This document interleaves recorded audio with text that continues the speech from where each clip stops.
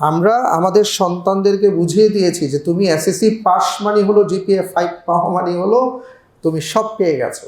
এইচএসসিতে GPA 5 পেয়েছো মানে তুমি সব পেয়ে গেছো, তোমার আর কিছু দরকার নাই। তোমার বেয়াদবিকে আমরা মঞ্জুর করব, তোমার বখাট্টপনাকে আমরা গ্রহণ করব, কিন্তু তোমার এই হতে হবে না। ভাই, ইসলাম এটা বলে না। একটা মানবিক সমাজ এটা বলে না। মানবিক সমাজ যেটা বলে তুমি মানুষের মতন মানুষ হও। আমরা আজকে একজন সুমানুষ তালাশ করছি, সুনাগরিক তালাশ করছি।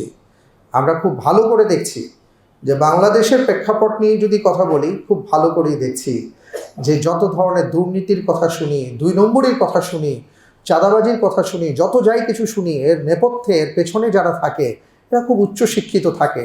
ওই শিক্ষা আমার জীবনে কি কাজে আসবে যদি সেটা আমাদের জীবনে এমন অভিশাপ হয়ে আসে?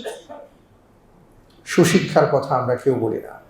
আমরা আমাদের সন্তানদেরকে এটা শেখাতে পারি না যে বাবা তোমার জিপিএ 5 বড় কথা না, তুমি মানুষের মতন মানুষ হয়েছে কিনা এটা হলো বড় কথা। এই সমাজ, এই পরীক্ষা আমরা চাই না। যে পরীক্ষা আমাদের সন্তানদেরকে সুসন্তান হিসেবে গড়ে তুলতে না পারে, সেই পরীক্ষা দিয়ে আমরা কি করব?